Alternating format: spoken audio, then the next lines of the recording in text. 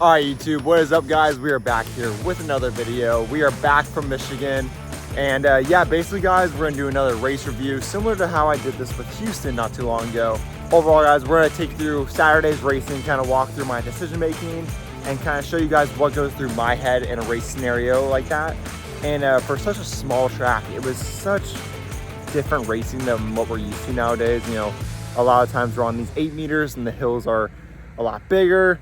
The jumps are faster, the turns are a lot wider, and I had to try to figure out how to race one-man wide corner and jumps that we had to smash brakes for so we didn't overshoot and die. But that's fun. That's something different. I think a lot of us were thrown off with the track that we were dealt with, and you know, Waterford's a great track and great people and everything. And I love, you know, going back up north to race, and but overall, you know, pretty fun weekend, I would say. At the end of the day, we had a crash, we had a little splash in the pond, which was fun to do. And yeah, guys, we're gonna kind of talk about the track, talk about the weekend, the scenarios we dealt with, and yeah, we'll get into the video. Check it out.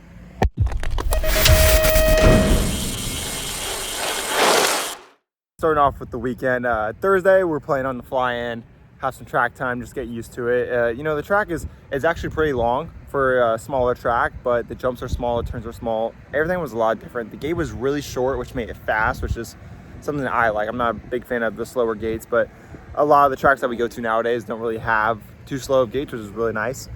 And so that was something really cool. But on Thursday, I had a canceled flight and a delayed flight.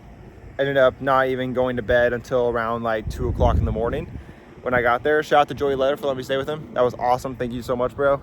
And either way, we show up to Friday practice and we got 25 minutes to figure this track out, which honestly, figuring out the jumps in the gate and everything was not too bad, not too shabby. But what was weird was how small the first turn was and the way you had to angle it to make sure you weren't blowing over the corner with the speeds we were going in. I couldn't figure that out to save my life. And I would go into the first turn third, fourth, every moto, and come out of the first turn in fifth. It was something that I needed to watch and analyze and see what I was doing wrong on my end. And we really fixed that for day 2. And you'll see in these videos some of the moves I was able to make, just some adjustments of going into the corner. A lot of the times, sometimes my first straight is not the best, so I like to make a dive bomb move in the first turn. I know a lot of you guys, you know, have known that. But either way, you had to adjust and adapt to the track, had to learn to swing wide so you weren't going to blow yourself over the corner, even if you smash brakes. But that was just the track that we were racing and how it all went down. So day 1, not my day. Just couldn't figure it out. Was making a lot of wrong decisions in the first turn, and there was nowhere to pass after that. So a lot of it was track position, learning how to navigate the track, the first turn. And yeah, we are going to jump into Saturday's racing, where Friday night I really watched some video, figured it out. And that's another thing for, you know, the younger riders to learn is, say Friday, Saturday, you're not having the best days and you've got another day of Sunday, watch your video, watch your races, go back, talk with your parents, your coach, your friends, see what kind of pointers and tips that, you know, they can give you. I know Jeff kind of helped me figure out some things into the turn and just overall the track just being a little bit more aggressive. You know, you got to thread the needle on tracks that are very small like that. And yeah, wasn't too bad. We figured it out. And yeah, Saturday's racing went a lot better. So we're going to jump into the office. We're going to watch some video, some film, explain to you guys what goes through my head while racing. So let's get into that. All right, guys. So day 2, Moto 1, we got gate 1. So that's always a good start to the day. I know I got Corbin on my inside and he's going to be pulling down the first straight, but also Joey was going really good down the first straight all weekend long. So you'll see there, I jumped a little bit to the outside so I can cut under, and thankfully it works. I got to go under Fede, but you guys can just see how small these corners are. I literally pumped into the second corner. I'm triple pumping into the last corner. That was the smallest turn I've ever raced in my entire life. And with this dog leg last straight, there was almost no passing being able to happen. I wasn't sending the triples. I really couldn't get a flow over it that well. But the craziest thing was just trying to be able to get position in that first corner. And I'm not sure if we can slow down or rewind it, but I'm able to jump while I was in fourth, swing out wide, and see where Fede was trying to make a move on the inside. And I was able to cut under and go around him to get into the P3. And at that point, there's almost no passing spots, but if you were to dive bomb the second corner, which a few guys were doing. But for me, if I'm in P3 and I know Corbin's got good track speed, I'm not going to try to dive bomb him. I'm going to try to tuck him behind him and roll in for a P3, which is safe on the day, and just try to get to the finish line smooth. You start your day off strong with the top 4, which I got a 3rd right there. So then we'll move on to Moto 2 and try to keep that momentum rolling. All right, guys, we're on to the second round, and I'm in gate 7, which honestly, with outside gates on this track, I was kind of happy to have them. For one, you're not at risk of getting cut off too often, and 2, the track was almost elevated on the outside of the track. Honestly, I didn't have my best gate there, and I bonked the first jump, which I struggled with all on the first day. But I was able to pretty much just drag strip the first straight, and there, you can see in the first corner, I had to slam my brakes last minute and carve, and I accidentally collected Cam Strong wheel. He stayed up, thankfully. And from there on, it's another game of just how fast can you get around the pump track. Another triple pump to the last corner. I got Jack and Cam Wing in front of me. And at that point, you're just trying to hold your insides. It's pretty hard to pass on this dog leg. You really can't do much.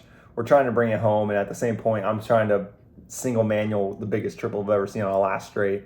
And I'm bonking it, and I'm flying over it. But you just got to be able to try to ride a smooth and clean lap the best you can while holding your position. I mean, there's so many times I'm going into that last corner where I'm grabbing full brakes, my hand's almost slipping, and I'm leaning too hard, trying not to slide out. But at the same point, you're trying to, keep up with the guys in front of you, or maybe if they make a mistake, you can make a pass, trying to keep the guys behind you. There's so much stuff going through your head, especially on such a small track where you're trying to maintain your speed, that it almost had to reteach yourself how to hold your momentum around a pump track, which was different. Something definitely that was cool for me. And yeah, on to Moto 3, we're on 3-3, we're on 6 points. Pretty good for the day. All right, guys, so going into this last moto, I knew that this one was pretty stacked, and I had to make sure I had a good lap to secure a good gate pick. And I'm in gate 8, which again, not mad about. No one in 7. I can just drag strip as much as I can. Again, not one of my best gates. My times to the 30 foot were much better on the first day. And I even got a little crooked on the manual on the table. But again, swung wide, saw the guys were diving inside, smashed my brakes, a little Tokyo drift, and I came out in 3rd. And at that point, I was getting a lot better around the track, but just coasting the whole second straight so you're not blown over the corner. I mean, Corbin's right in front of me. I'm not going to try to make another move on him to maybe turn that 3 into a 6 or a 5, or, I don't want to collect anyone. So at that point, 3-3-3, it's going to put you on 9 points. Decent gate pick. We'll see where the lap time ends us out. And yeah, we brought home another P3 in the moto. So at that point, I'm 3-3-3, 9 points, which is probably one of my better days for the season, which is really cool. And yeah, I know that's going to get me into the semi. We had 6-man semis coming up, so gate pick was going to be crucial. I wanted to see where my moto was, where I was going to stack up on the gate pick. And yeah, now you're on to the semi, top 4, move on. And yeah, you got to execute at that point, and you got to have a good lap. Get into the A-main. All right, guys, so now we're on to the semi, which I looked at the sheet. I had a pretty stacked one with a lot of guys with good first straights. I believe I had 5th gate pick on the semi, so the guys had gone in the pick order. They had gone 1, 2, 3, 5. So you had gates 4 open. You had also 6, 7, and 8 as an option. And so far that day, I had raced gates 1, 7, and 8. And I wasn't a really big fan of the inside of the tracks, the way it elevated. And I knew a lot of these guys have good 30 foots. And I feel like I had good gates on the whole weekend, but I knew that if I had some open track, I could probably drag strip the first straight a little bit better, because I was feeling really good on the jumps after that if I got the first jump clean. So, not sure what was going through my head, but the reason I picked gate 8 out in no man's land was I just thought I could have a better gate, get out, have some clean air, and see where it put me into the first turn. And if that meant I was going over the first turn, so be it. If that meant I was able to cut down, which I thought I was going to have to do, then we were going to try this up and see where we're at. So, I'm in gate 8, no man's land. We're all setting up. Gate's about to drop, and gate goes down. And right away, the guys on the inside get all bunched up. I probably have my best gate and best first straight of the whole weekend. And I just ripped in. We come into the corner. We're in 2nd, almost over the first turn. I'm getting stuck on Cam's right side. So then I go to swoop over to the left. But Drew has a good clean run. He was making that second turn work for him all weekend. But what kind of messed me up was, boom, he crosses over. And I had to totally grab my brakes mid-manual. Got me behind Cam as well. And my whole plan was to stay on the left side. And you guys see I go down. My whole plan was to stay on the left side, kind of hold Jeremy off and just hold that P4 to the finish line. Unfortunately, Cam made a mistake and he went down pretty hard. and I don't know what to do at that point. I'm too close to him. I'm going too fast behind him. You guys are going to see the instant replay right here. Goes down right in front of me. I maybe try to thread the needle in the middle of him, but I hit my bike in the process, and yeah, we went down pretty hard. I hit my knee as soon as I impacted really bad. I bent some stuff on my bike, but no parts are going to survive a crash like that when you're going fast and hits the jump like that. It doesn't matter what part you're on. It's going to probably mess up. At the end of the day, we were having a great day. We were in second in the semi.